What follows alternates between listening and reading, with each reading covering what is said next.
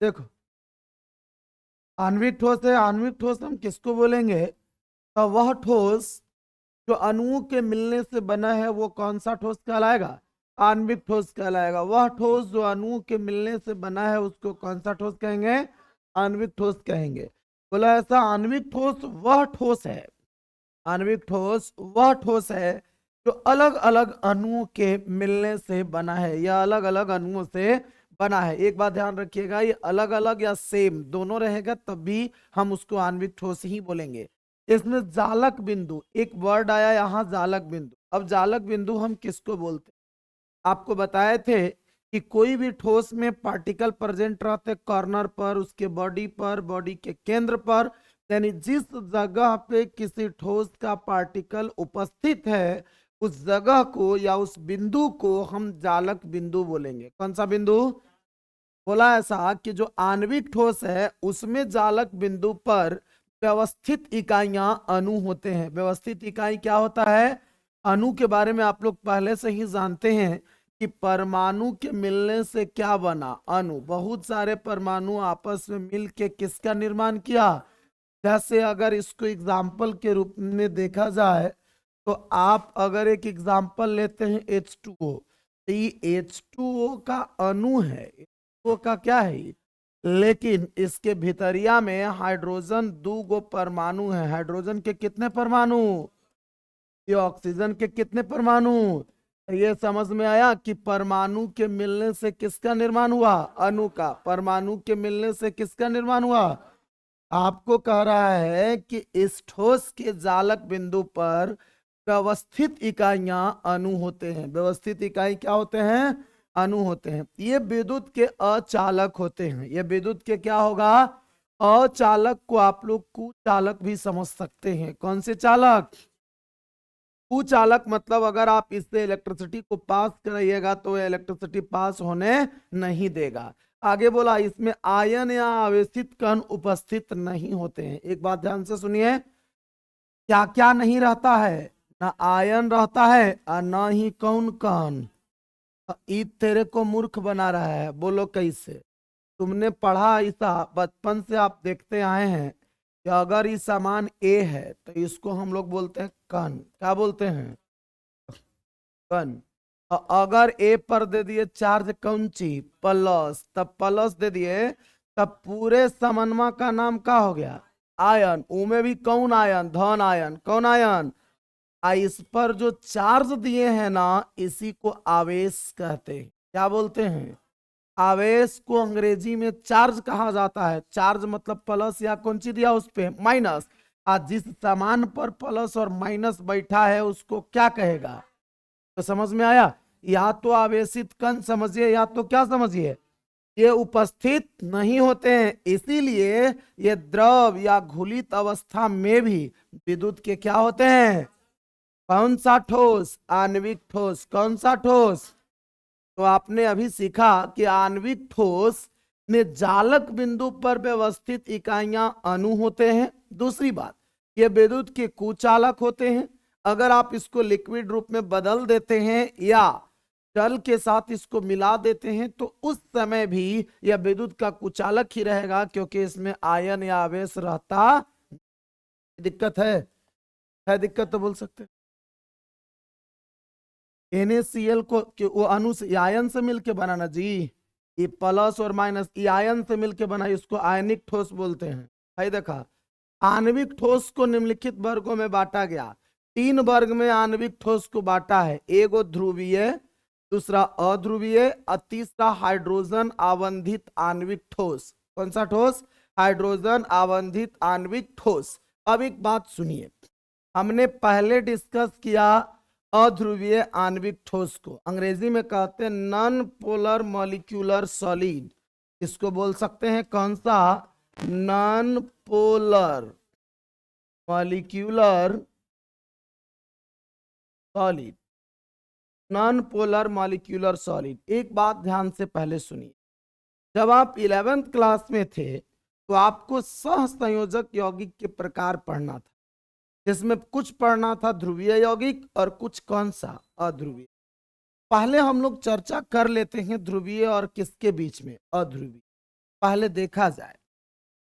बहुत सारा आप ऐसा एग्जाम्पल देखे, जैसे H2, ये पार्टिकल भी हाइड्रोजन और दूसरा पार्टिकल भी क्या है, ये इससे ओवरलैप किया ये।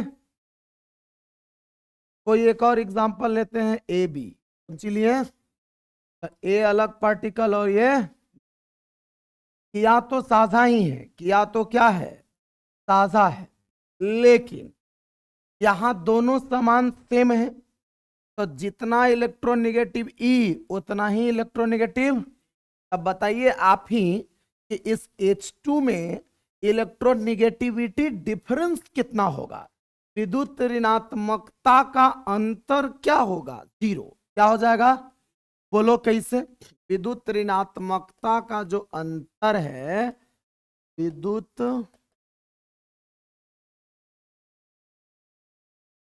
ऋणात्मकता का क्या अंतर, तो इस जगह पे 0, क्योंकि दोनों समान सेम है, तो सेम समान है तो विद्युत ऋणात्मकता का अंतर 0। जितना इलेक्ट्रोनेगेटिव E उतना इलेक्ट्रोनेगेटिव E, माने ऐसे समझिए ना, एगो आप कलम खरीदे आ सेमे कलम एक और खरीदे, तो जितना पैसा में पहल का मिला उतने पैसा में दूसरे का भी समान सेम है, तो जितना इलेक्ट्रोनेगेटिव E उतने इलेक्ट्रोनेगेटिव E भी, तो इलेक्ट्रोनेगेटिविटी डिफरेंस क्या हो गया, 0। जब इलेक्ट्रोनेगेटिविटी डिफरेंस 0 हो जाए तो उससे अध्रुवीय यौगिक बने। कौन सा, अध्रुवीय। लेकिन अगर इलेक्ट्रोनेगेटिविटी डिफरेंस 0 से अधिक हो, 0 से कितना हो, अधिक, तो 0 से ज्यादा हो और 1.7 तक हो, तो इससे बनेगा ध्रुवीय। क्या बनेगा, ध्रुवीय। एगो बात और सुनिए, आप दो प्रकार का यौगिक आपने पढ़ा, एक सहसंयोजक यौगिक, कौन सा यौगिक, तो सहसंयोजक यौगिक आपने पढ़ा, जिसमें आप ये नोटिस कर रहे थे कि उसमें दो पार्टिकल इलेक्ट्रॉनों का साझा कर रहे हैं, दो पार्टिकल इलेक्ट्रॉनों का साझा कर रहे हैं, एक का इलेक्ट्रॉन से वो काम चला रहा है, और इलेक्ट्रॉन से ई काम चला रहा है। ये सहसंयोजक यौगिक की कहानी।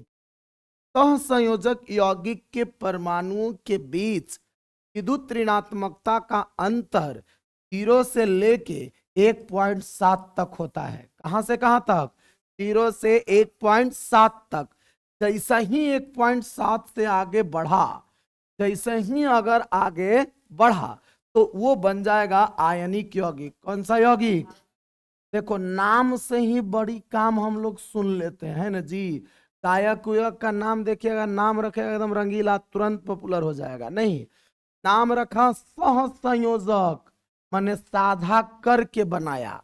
ये नाम रखा आयनिक, माने आयन के रूप में मिल के बनाया। जैसे NaCl का भी कुछ लोग नाम लिए थे, तो अगर डिस्कस करेंगे NaCl का, तो सोडियम में के 72 कक्षा में 1 इलेक्ट्रॉन, हाई क्लोरीन के बाहर में इलेक्ट्रॉन की संख्या 7।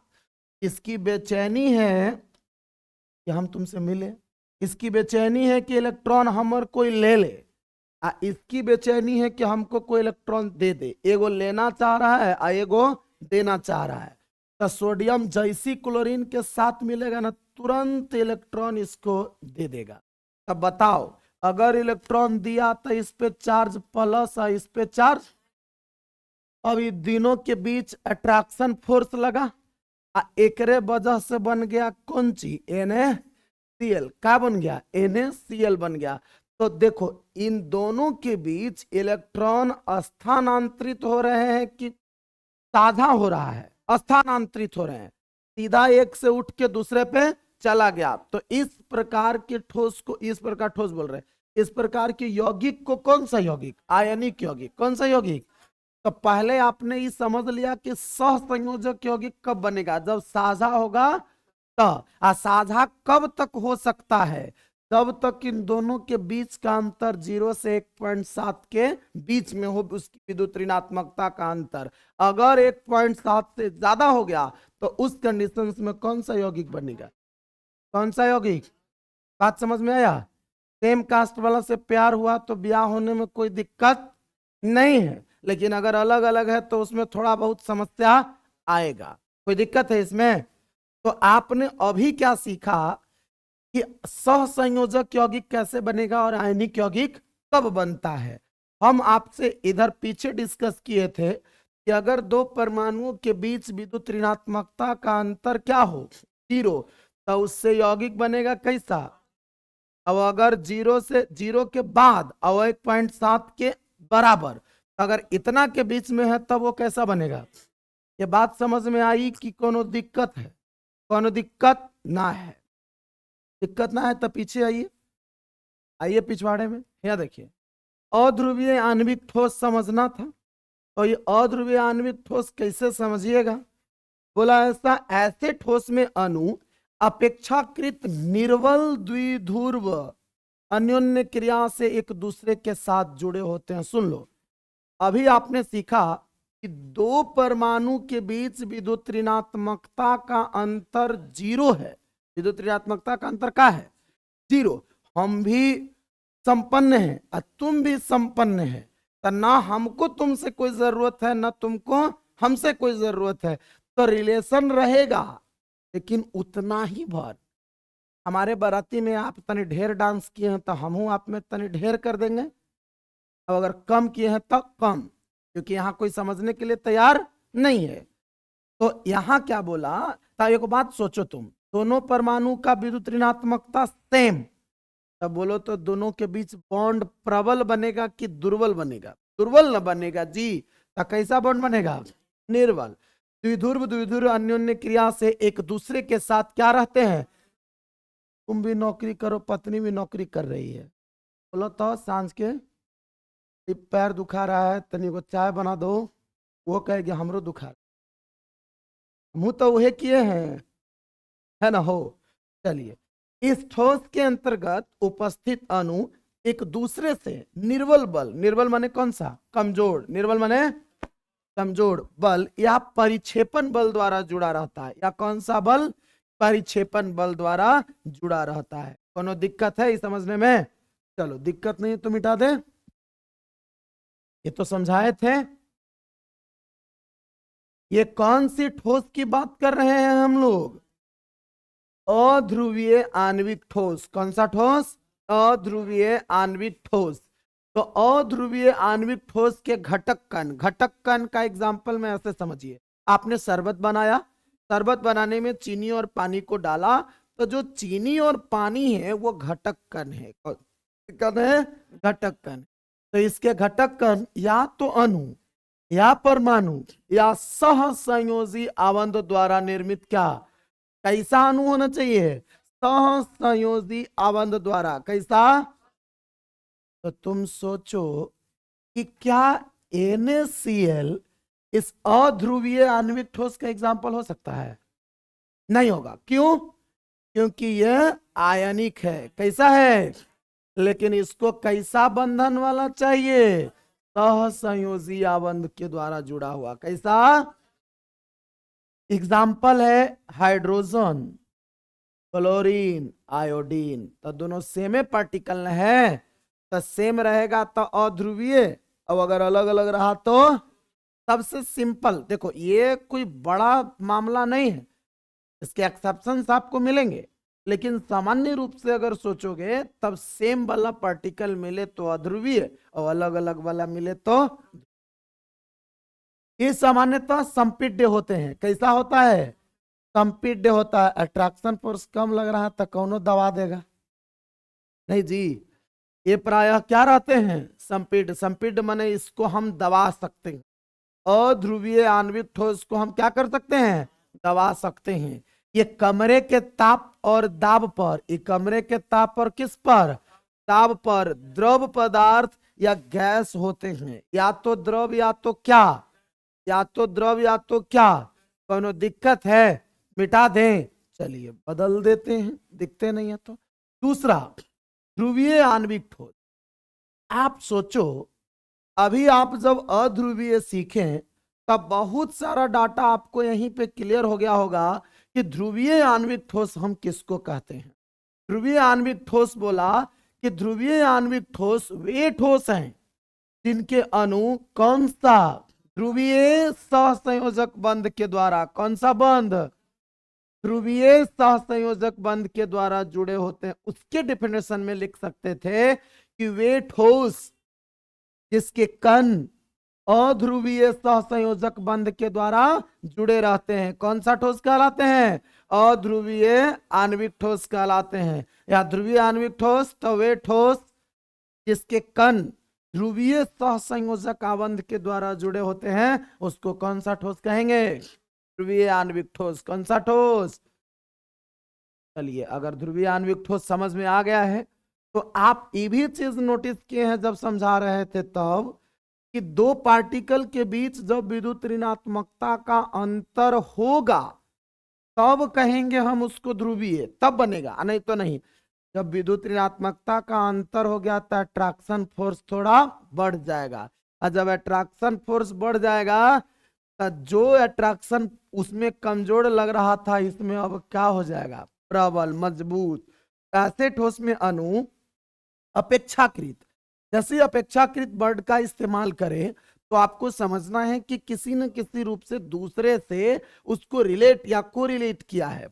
प्रबल द्विध्रुव, द्विध्रुव अन्योन्य क्रिया, अन्योन्य क्रिया माने एने ओने क्रिया, बुझाए नहीं तो अपन भाषा में समझने की। अन्योन्य क्रिया माने है खींचे वाला भी और कौंची ढकेले वाला भी, ना पता चल रहा है खींच रहा है कि ढकेल रहा है, तो अन्योन्य क्रिया हो रहा है। कौन सी हो रहा है? वहां खींच भी रहा है और कौन सी ढकेल भी रहा है, ते एक दूसरे के साथ क्या रहते हैं? बंधे होते हैं। ये जो ध्रुवीय आणविक ठोस है ना बाबू, वो कैसा होता है? और विद्युत के कुचालक। ये बात आपको पहले ही बोल दिया गया कि जितने भी आणविक ठोस आपको मिलेंगे सब विद्युत के कुचालक होंगे, तो ये भी तो ओकरे ना प्रकार है। जब वो विद्युत का कुचालक तो ये भी विद्युत का क्या है? कोनो दिक्कत है? चलो, दिक्कत नहीं है तो दिक्कत सिर्फ समझने का बोलना है, ये नहीं कि दिक्कत दूसरा जोड़ा लेना है हमको। इसके गलना, अब एक बात सोचो तुम, अध्रुवीय के पार्टिकल के बीच अट्रैक्शन फोर्स कम लग रहा था, लेकिन ध्रुवीय के पार्टिकल के बीच अट्रैक्शन फोर्स ज्यादा लग रहा है। तो जब अट्रैक्शन फोर्स ज्यादा लग रहा है तो गलनांक उसका ज्यादा होगा कि नहीं? इसको एग्जाम्पल के रूप में समझते हैं। A2 और A, पार्टिकल A और क्या है? यहां पार्टिकल A और क्या है आपने देखा? तो इन दोनों के बीच आप यहां नोटिस कर रहे होंगे कि विद्युत ऋणात्मकता का अंतर 0 है। विद्युत ऋणात्मकता का अंतर ई कैसा है? अध्रुवीय। कैसा है ई? और ई कैसा है? ध्रुवीय। मान लेते हैं ऐसा, हम लोग मानने में एक्सपर्ट हैं। ये क्या है? ध्रुवीय है। अब एक बात सोचो, इन दोनों के बीच अट्रैक्शन फोर्स और इन दोनों के बीच अट्रैक्शन फोर्स किसमें ज्यादा लग रहा होगा? ध्रुवीय में। किसमें लग रहा होगा? आप चाह क्या रहे हैं कि पहले से कोई समन्वय ठोस है, हम ओकरा बदल दे कौंची में, द्रव में। कैसे बदलता है? आप उसको हीट करते हो, पार्टिकल पहले नजदीक था, अब पार्टिकल तनिका दूर। तो दूर होगा आसानी से कब? जब उसके बीच अट्रैक्शन फोर्स नहीं रहेगा। अगर अट्रैक्शन फोर्स रहा स्ट्रॉन्ग तो जल्दी नहीं हटेगा, टेम्परेचर ज्यादा मांगेगा। तो तुम सोचो, हटने के लिए कहां टेम्परेचर ज्यादा चाहिए? अध्रुवीय में कि ध्रुवीय में? किसमें? ये बात समझाने के बाद तुम ऊपर का लाइन पढ़ो कि इसके गलनांक ध्रुवीय आणविक ठोस से अधिक होते हैं। कैसे अधिक होगा? क्योंकि अट्रैक्शन फोर्स उसमें ज्यादा लग रहा है। फिर भी इसमें से अधिकतर कमरे के ताप और दाब पर गैस या द्रव के रूप में मिलते हैं। गैस या किस रूप में? द्रव के रूप में मिलते हैं। एग्जाम्पल है ठोस SO2 और ठोस NH3। बाबू, इस NH3 को अमोनिया बोलते हैं। क्या बोलते हैं? क्या बोलते हैं इसको? अमोनिया। एकरे एगो मौसेरा भाई है जिसको NH4, एकरा नाम है अमोनियम। क्या नाम है? अमोनियम। क्या नाम है? सुनो ना, हाइड्रोजन यही जा 3 गो है तो नाममा छोटा हो गया, हाइड्रोजन यही जा 4 गो है तो नाममा तनिका बड़ा हो गया। एक एग्जाम्पल में मत लिख लीजिएगा, इस सिर्फ हमको याद रखने का, इसके फॉर्मूला का नाम याद रखने के लिए आपको बता रहे हैं NH3 का नाम क्या है? अमोनिया। NH4 का नाम क्या है? इस सल्फर डाइऑक्साइड है, सल्फर डाइऑक्साइड है। कोनो दिक्कत है? नहीं है तो आगे बढ़े। तीसरा आ गया हाइड्रोजन आवंधित आणविक ठोस। कौन सा ठोस? हाइड्रोजन आवंधित आणविक ठोस। एक बात सुनो भाई, ये हाइड्रोजन आवंधित का मतलब पहले समझ लेते। आप जब क्लास 11 में थे तो आपने पढ़ा था हाइड्रोजन बॉन्ड। कौन सा बॉन्ड? Hydrogen bond. देखो, यौगिक के बारे में हम लोग क्लास 11 में डिस्कस किए थे कि एगो सहसंयोजक यौगिक होता था, एगो होता था आयनिक यौगिक, है ना। उसमें कुछ हाइड्रोजन आवंधित यौगिक भी थे। हाइड्रोजन आवंध बनने के लिए कुछ स्पेशल कंडीशंस हैं। वो कौन कौन से कंडीशन है? पहला कंडीशन हाइड्रोजन बॉन्ड बनने के लिए क्या चाहिए कि कम से कम एक परमाणु हाइड्रोजन हो। कम से कम एक परमाणु क्या होना चाहिए? H होना चाहिए। क्या होना चाहिए? और जो दूसरा परमाणु है, कौन सा? दूसरा परमाणु वो विद्युत ऋणात्मक होना चाहिए। कौन सा? विद्युत ऋणात्मक होना। विद्युत ऋणात्मक। जैसे अब ये विद्युत ऋणात्मक कैसा होना चाहिए? तो जैसे फ्लोरीन हो गया, ऑक्सीजन हो गया, नाइट्रोजन हो गया, ETC भी लिख देते हैं, बहुत सारे हैं। हम लोग को कुछ कुछ का सिर्फ काम है। क्या कहा? हाइड्रोजन बॉन्ड बउआ बनेगा तब जब एगो हाइड्रोजन दूसरा विद्युत ऋणात्मक, एगो का दूसरा क्या। जैसे हमने एग्जाम्पल लिखा H2O, क्या लिखा? तो तुम अपने से सोचो, इस H2O में एक पार्टिकल हाइड्रोजन है ना जी, एटलीस्ट एगो हाइड्रोजन हो। कम से कम कैगो हाइड्रोजन? एक। एगो पार्टिकल हाइड्रोजन है ना, और दूसर का ई में से कौन है? ऑक्सीजन। तो क्या इसके बीच हाइड्रोजन बॉन्ड बन रहा होगा? हमने लिखा NH3, क्या इसके बीच बन रहा होगा? देखो और भी कंडीशंस है, लेकिन हम लोग डायरेक्ट समझने की कोशिश कर रहे हैं। तो क्या NH3 में भी हाइड्रोजन बॉन्ड बना? एगो बात सुन, अंतरी उंतरी के पास देखिए होंगे Z+ सुरक्षा, Y+ सुरक्षा, SP सुरक्षा, नाम सुने हैं ना ये सब। तो वो स्पेशल है पुलिस भाई, उसको देखरेख के लिए बनाया गया। वैसे ही बॉन्डवा आपको नाम से नहीं लग रहा है कि कुछ स्पेशल बॉन्ड है? कैसा बॉन्ड? तो एगो बात याद रखिए, एकरा में ये हाइड्रोजन बॉन्ड आ जाता है ना, उसकी क्वथनांक थोड़ा बढ़ जाता है। एगो 12th में ही एगो क्वेश्चन है P ब्लॉक के तत्व का कि बताइए क्यों PH3 का क्वथनांक NH3 से कम होता है। मैंने कहा कि काहे NH3 का क्वथनांक ज्यादा होता है अब PH3 का कम होता है? इसका रीजन है कि NH3 में हाइड्रोजन बॉन्ड बनते हैं, लेकिन PH3 में हाइड्रोजन बॉन्ड, तो जेकरा में हाइड्रोजन बॉन्ड बना होकर क्वथनांकवा तनिका का हो जाएगा? बढ़ जाएगा। फिलहाल अभी बर्दाश्त कीजिए, उन्हें जब जाएंगे तब देखा जाएगा। देखा जाएगा जहिना उस चैप्टर को पढ़ेंगे तब। फिलहाल सुनिए, आपको कहा गया कि हाइड्रोजन बॉन्ड बनने के लिए क्या चाहिए चाचा? तो एगो चाहिए हाइड्रोजन परमाणु मस्ट, और दूसरा विद्युत ऋणात्मक। अगर ऐसा मिल जाए तो उसको बोलेंगे कि हाइड्रोजन बॉन्ड यहाँ बन रहा होगा। एगो बात याद रखिए, वह ठोस जिसके कण हाइड्रोजन आवंध से जुड़े हुए हैं, किससे जुड़े हैं? तो उसको हाइड्रोजन आवंधित आणविक ठोस कहेंगे। क्या कहेंगे? हाइड्रोजन आवंधित आणविक ठोस, अंग्रेजी में hydrogen bonded molecular solid. Hydrogen bonded molecular solid बोले।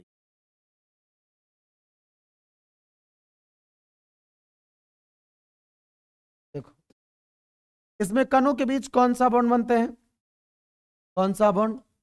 Hydrogen bond. कौन सा बॉन्ड बना भाई? हाइड्रोजन बॉन्ड बना। कोनो दिक्कत है? नहीं है। इस प्रकार के ठोस के अणुओं में, अब बात आइए गया वही बोला, इस प्रकार के ठोस के अणुओं में एक कौन सी होगा? तथा दूसरा विद्युत ऋणात्मक, जैसे फ्लोरीन, ऑक्सीजन और नाइट्रोजन उपस्थित होते हैं। फ्लोरीन, नाइट्रोजन और क्या उपस्थित रहता है? कोनो दिक्कत है इसमें? इन अणुओं में ध्रुवीय सहसंयोजक आबंध मौजूद होते हैं। एगो बात तो आपको पहले ही दे दिया कि एगो हाइड्रोजन और दूसर का विद्युत ऋणात्मक, तो दोनों के बीच अंतर होगा ना जी। दोनों के बीच विद्युत ऋणात्मकता का तो अंतर होगा, और जब विद्युत ऋणात्मकता का बाबू अंतर हो ही गया तो वो ध्रुवीय बनाएगा कि अध्रुवीय बनाएगा? ऐसा बनाएगा। तो इस बात से सहमत हैं? एकदम है कि इन अणुओं में ध्रुवीय सहसंयोजक आबंध मौजूद होते हैं। इन अणुओं में क्या मौजूद होता है? ध्रुवीय सहसंयोजक आबंध मौजूद होता है। ये ठोस विद्युत के कुचालक होते हैं। फिर वही बात आपको स्टार्टिंग में ही बोल दिया गया कि आणविक ठोस विद्युत के क्या होंगे? आणविक ठोस विद्युत के क्या होंगे? तो ये हाइड्रोजन आबंधित आणविक ठोस भी क्या है? आणविक ठोस है। तो जब आणविक ठोस है तो ये भी विद्युत का क्या हो जाएगा? कुचालक। तो ये बात भी सेटिस्फाइड है? नीचे आते हैं। एक कमरे के ताप एवं दाब पर सामान्यतः बाष्पशील द्रव, कौन से द्रव? बाष्पशील को अंग्रेजी में कहते हैं वोलेटाइल। क्या कहते हैं? आम भाषा में उसको कहेंगे उड़नशील, वाष्प के रूप में बदल जाए, उड़ जाए, जैसे पेट्रोल वाह देख रहे तुरंत उड़ जाता है। तो ये कमरे के ताप और दाब पर सामान्यतः बाष्पशील या मुलायम ठोस है। कौन सी होते हैं? मुलायम ठोस, जैसे H2O बर्फ। H2O क्या ये लिखा है इसीलिए क्योंकि H2O जल का भी सिंबल हो जाएगा, वेपर का भी हो जाता है, बर्फ का भी। तो बर्फ साफ शब्द में लिख दिया क्योंकि ये सब बातचीत किसका कर रहा था? बर्फ का। क्लियर है? क्लियर है तो बोलिए। भाई फोटुआ है देखा। अब यहां से आणविक ठोस की कहानी खत्म हो गई। अब आ गया आयनिक ठोस। कौन सा ठोस? हम लोग डिफिनेशन तुरंत बना लेंगे। वैसे ठोस जो धनायनों और ऋणायनों से मिलकर बने हैं क्या कहलाते हैं? आयनिक ठोस। वैसे ठोस जो धनायनों और ऋणायनों से मिलकर बने हैं कौन सा ठोस? कौन सा ठोस? आयनिक ठोस कहलाता है। जिन ठोसों के क्रिस्टल जालक, कौन सी जालक? क्रिस्टल जालक धनायनों और किसका? ऋणायनों से बने हैं, उसको कौन सा ठोस कहते हैं? Sodium chloride. आपने एग्जाम्पल तो देख ही लिया कि सोडियम अपना इलेक्ट्रॉन किसको देता है? क्लोरीन को। तो दोनों के बीच आयन है ना जी। एगो बात लेकिन सोचो, आणविक में आयन नहीं था, लेकिन ऐसा आयन ये तो लाइन पास करेगा, ये तो लाइन पास करेगा। धातु का जो भी ऑक्साइड है वो भी आयनिक ठोस। धातु का जो सल्फाइड है वो भी कौन सा ठोस? इसमें अब एक बात सोचो, एगो प्लस आ एगो का अट्रैक्शन फोर्स लगेगा ना? अट्रैक्शन फोर्स लगे। फलना कुमार सर फलना कुमारी, देख तो चिपक के कितना देर तक बतियाता है। पुरुष पुरुष में बतिया बहुत कम समय तक बतियाएगा, लेकिन महिला पुरुष है तो तनी ज्यादा देर तक क्या जान खाली। ये देखो इसमें आयन प्रबल इलेक्ट्रोस्टैटिक कोलॉम्बिक बल। प्रबल इलेक्ट्रोस्टैटिक कोलॉम्बिक क्या बल? ये फिजिक्स में आपको पढ़ना है। इलेक्ट्रोस्टैटिक कोलॉम्बिक बल बोलते हैं जब दो अपोजिट चार्ज पार्टिकल के बीच जो अट्रैक्शन फोर्स लगता है ना, माने एगो प्लस एगो का, एगो प्लस एगो क्या, तो दोनों के बीच खिंचाव होगा। तो हई खिंचाव को भी इलेक्ट्रोस्टैटिक कोलॉम्बिक द्वारा जुड़े रहते हैं। कोनो दिक्कत हो गया? क्या बोले अभी कि आयनिक ठोस जो है इसमें जो आयन उपस्थित है वो प्रबल कैसा स्ट्रॉन्ग इलेक्ट्रोस्टैटिक कोलॉम्बिक बल के द्वारा बंधित होते हैं। इसके अंतर्गत अब एक बात सोचो, जब आयन का बात कर रहा है, आयनिक यौगिक बनेगा नहीं तो और क्या बनेगा? आयनिक यौगिक ही बनेगा ना। तो आयनिक यौगिक को हम बोलते हैं वैद्युत संयोजक यौगिक। कौन सा यौगिक? तो इस ठोस के अंतर्गत कौन कौन आते हैं? तो वैद्युत संयोजक यौगिक। कौन सा यौगिक? वैद्युत संयोजक यौगिक को हम लोग आयनिक यौगिक भी बोलते हैं। कौन सा यौगिक? आई अट्रैक्शन फोर्स तनियो स्ट्रांग लग रहा है तो कठोर तो है ही होगा। अब भंगूर मना हथौड़ी से ज्यादा मारिएगा तो सब बिखर जाएगा, टूट फूट जाएगा, एकदम ढेला नियन बिखर जाएगा। उसको भंगूर बोले ई न कि लमरेगा, तो लमरेगा नहीं, सीधा क्या हो जाएगा? बिखर जाएगा। कोनो दिक्कत? ये बात समझने में कोई दिक्कत है? नहीं है तो बदल दें। आपने कहा तो हम बदल दिए, आप जो बोले आवे ना सुनेंगे, पैसा ना देते हैं जी। अब एगो बात सुनो, अट्रैक्शन फोर्स लग रहा था स्ट्रॉन्ग, तो द्रवनांक क्वथनांक भी क्या होगा? द्रवनांक क्वथनांक भी, देखो तो ये बात क्लियर हो गया। इसके द्रवनांक और कौन सी क्वथनांक ऊंच होते हैं। द्रवनांक क्वथनांक ऊंच होगा कब? जब किसी सबस्टांस के कंस्टिट्यूएंट पार्टिकल्स के बीच अट्रैक्शन फोर्स ज्यादा रहेगा तब, यानी किसी पदार्थ के घटक कणों के बीच अगर आकर्षण बल अधिक है तब उसको आप उबालिएगा तो तनी ज्यादा टेम्परेचर मांगेगा, ठोस से द्रव में बदलिएगा तो टेम्परेचर ज्यादा मांगेगा, माने को द्रवनांक भी ज्यादा और क्वथनांक भी ज्यादा होगा। इस हाँ, अभी को बात सुनो, ये जो आयनिक ठोस था बउआ वो कौन सी था? ध्रुवीय था। कैसा था? तो एगो कॉन्सेप्ट है like dissolve, like dissolve, like समान समान को घोलता है, समान समान को घोलता है। माने एगो समानमा ध्रुवीय, तो अगर उसको ध्रुवीय में घुलाइएगा तो घुल जाएगा, लेकिन अगर एगो ध्रुवीय है और दूसर का अध्रुवीय है तो ना घुलेगा। समझ में आया? अगर दोनों ध्रुवीय है तो घुलेगा, अब अगर एगो ध्रुवीय एगो अध्रुवीय रहा तो ना घुलेगा। मामला समझ में आई?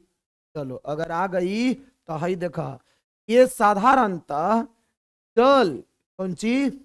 जल या ध्रुवीय घोलकों, जल भी ध्रुवीय घोलक है, जल भी कौन घोलक है? घोलकों में घुलनशील होते हैं, परंतु अध्रुवीय घोलकों में अघुलनशील होते हैं। तक तीर मार दिया बात बोल के, ये समझ नहीं गए हम लोग कि आयनिक ठोस होता है ध्रुवीय, तो जब ध्रुवीय होगा तो ध्रुवीय में घुलेगा, और अध्रुवीय होगा तो दिक्कत।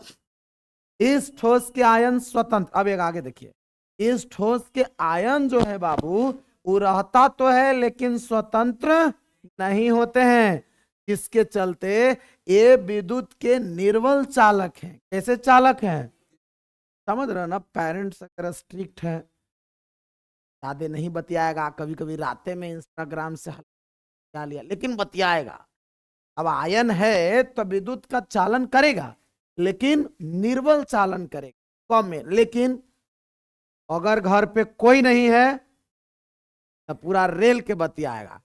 अगर उसको गलित या घुलित अवस्था में ला दे, गलित या कौन अवस्था में, तो उस समय आयनों की सजावट भंग हो जाती है, जिस कारण माने एक बेचारा अनबैलेंस हो गया, बर्दाश्त नहीं हो रहा है, जिस कारण ये विद्युत के कौन सी हो जाएंगे, जिस कारण ये विद्युत के कौन सी हो जाते हैं, तो चालक हो जाते हैं। ये बात समझ में आई कि इसमें कोनो दिक्कत? समझ में आया? कोई दिक्कत है? नहीं है। आगे धात्विक ठोस, कौन ठोस? देखो बात बताओ, मजबूत आणविक ठोस होगा कि आयनिक ठोस? आयनिक ठोस, अट्रैक्शन फोर्स ज्यादा लग रहा है। धात्विक ठोस, इतना नामे से पता चल रहा है, वह ठोस जो धातुओं से मिलकर बना कौन ठोस कहलाएगा? बोला ऐसा, इस ठोस में परमाणु धात्विक बंध द्वारा जुड़े होते हैं। कौन बंध द्वारा?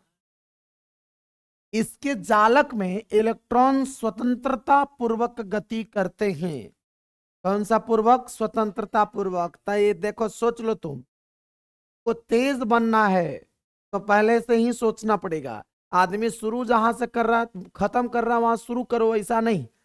उस शुरू करने वाला है उससे पहले तुमको पता रहना चाहिए। जैसे एक फुटबॉल का प्लेयर, उसको अगर जो सही प्लेयर है उसको ये बात का जानकारी रहता है कि सामने वाला जब मारेगा अगर बॉल को तो उससे फुटबॉल जाएगा कहाँ पे, उससे पहले ही वहां उपस्थित रहता है, जिसके चलते वो अपनी टीम की तरफ गोल होने से क्या कर लेता है, वो बचा लेता है। सेम चीज यहां भी है। आपको कहा इलेक्ट्रॉन स्वतंत्रता पूर्वक गति कर रहा है, विद्युत धारा एकदम पास कराएगा कि नहीं? जब इलेक्ट्रॉन फ्री है, घूम रहा है, तो लाइन पास नहीं कराएगा? आएगा।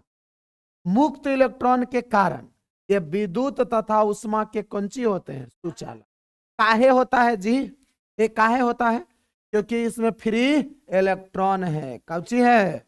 इसमें मुक्त इलेक्ट्रॉन है, तब मुक्त इलेक्ट्रॉन के कारण ये उष्मा और विद्युत के क्या है? सुचालक। कौनची है ये?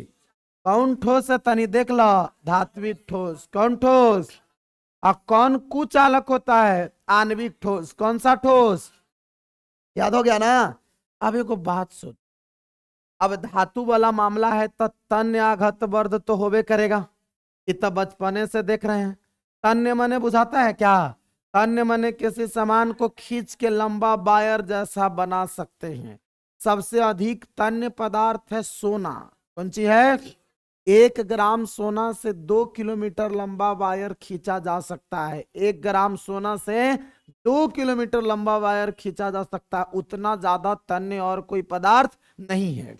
आघात वर्ध मने पीट पीट के चादर के जैसा बना सकते हैं, तो उसको क्या बोलते हैं? आघात वर्ध। ये कठोर होगा। ये प्रायः कैसा होगा? धातु तो सामान्यतः कठोर होइबे करता है। इसके द्रवणांक और क्वथनांक भी क्या होंगे? अब एगो घनत्व उच्च कैसे समझेगा से सुनो। आपको बोले थे, देखो किसी सामान का जो कंस्टिट्यूएंट पार्टिकल्स हैं, अवयवी कण, वो अगर बहुत नजदीक नजदीक है तो तुम सीधे समझना कि उसकी घनत्व क्या है। घनत्व क्या है? ये आपको समझ में आ गया कि कोई दिक्कत? अगर दिक्कत नहीं है तो बदल लें। आगे है सहसंयोजक या नेटवर्क ठोस। सहसंयोजक तो बुझाया। सहसंयोजक माने साझा करेगा। वह ठोस जिसमें कण सहसंयोजक आबंध के नेटवर्क द्वारा जुड़े होते हैं, सहसंयोजक या नेटवर्क ठोस कहलाते हैं। नेटवर्क ना समझ में आया तो उसको ऐसे समझो, मैंने तुझे चाहा, तूने चाहा किसी और को, और राम करे तू जिसको चाहे वो चाहे। देख रहे हो कितना बड़ा नेटवर्क है जी, पूरा लंबा एक चैन बनाए हुए है, उसको कौन सी नेटवर्क समझते हैं? भाई देखा आप, सहसंयोजक या नेटवर्क ठोस। देखो विनोद, वैसे ठोस जिसके परमाणु सहसंयोजक बंधन के नेटवर्क द्वारा एक दूसरे से जुड़े होते हैं, क्या कहलाएगा? सहसंयोजक या नेटवर्क ठोस। कौन सा ठोस? सहसंयोजक या नेटवर्क ठोस कहेंगे। इसके परमाणु अपने स्थान पर, इसका जो परमाणु है बाबू इस ठोस का, वो अपने स्थान पर प्रबल रूप से, कैसे? वही जो 60 रुपए किलो मिलता है बोला से, प्रबल माने स्ट्रांग, प्रबल रूप से स्थिर होते हैं। कैसे होते हैं? प्रबल रूप से स्थिर होते हैं, क्योंकि सहसंयोजक आबंध प्रबल होता है। बनता तो सहसंयोजक आबंध है, लेकिन वो भी प्रबल होता है तथा दिशात्मक होता है। एक बात सोच, क्या इसका एग्जाम्पल हीरा ले सकते हैं? उसमें कार्बन कार्बन के बीच सहसंयोजक आबंध बनता है और उसके नेटवर्क के द्वारा जुड़े। क्या हम इसमें एग्जाम्पल ग्रेफाइट ले सकते हैं? कम ले सकते हैं, क्योंकि कार्बन कार्बन के बीच उसमें भी सहसंयोजक आबंध बनता है और वो भी बहुत सारे कार्बन परमाणु से जुड़े होते हैं, मतलब वो भी एक नेटवर्क बना हुआ है। तो इस तरह तक क्लियर हो गया। इसका गलनांक भी कौन सी होगा? ऊंच। इसका गलनांक क्या है? जहां अट्रैक्शन फोर्स प्रबल, उसकी गलनांक ऊंच। इसमें आयन या मुक्त इलेक्ट्रॉन उपस्थित नहीं होते। सुन लीजिए, भाई बात का एक्सेप्शन है ग्रेफाइट। कौन सी है? क्योंकि ग्रेफाइट के पास फ्री इलेक्ट्रॉन होता है। नहीं जी, ग्रेफाइट के पास फ्री इलेक्ट्रॉन होता है। उसको समझने के लिए आपको बोला गया था 10th क्लास में कि एक कार्बन परमाणु 3 अन्य कार्बन परमाणु से जुड़े होते हैं। एक इलेक्ट्रॉन फ्री बचा ना, एक इलेक्ट्रॉन उसका क्या बचा, और वही के चलते वो विद्युत का सुचालक भी है। हालांकि बाकी जितने भी नेटवर्क ठोस हैं उसमें ना आयन मौजूद होते हैं और ना ही मुक्त इलेक्ट्रॉन होते हैं, जिसके चलते ये भी विद्युत के निर्बल चालक, ये भी विद्युत के क्या है? क्या बोल सकता है? हमरा तो लगता है कि कुचालके है, जैसे हीरा, ये तो कुचालके है जी। जैसे एग्जाम्पल में क्या, हीरा, फोटो देख लीजिए हीरा का, महसूस कीजिए इसे ही ऑनलाइन। ग्रेफाइट पेंसिल के नोक में रहता दिखेगा। ये जो फोटो है वो क्वार्टज का है। किसका है? क्वार्टज का। ग्रेफाइट आपने देखा ऐसा रहता है, पेंसिल के नोक में इसका इस्तेमाल किया जाता है, और भी बहुत सारे इस्तेमाल। ये हमारा है सिलिकॉन कार्बाइड। क्या है ये? Silicon carbide. ये सिलिकॉन कार्बाइड इस रूप में भी मिलता है और ये पाउडर के रूप में भी मिलता है। कोई दिक्कत? तो पहले इतना लिख लिया जाए, है ना।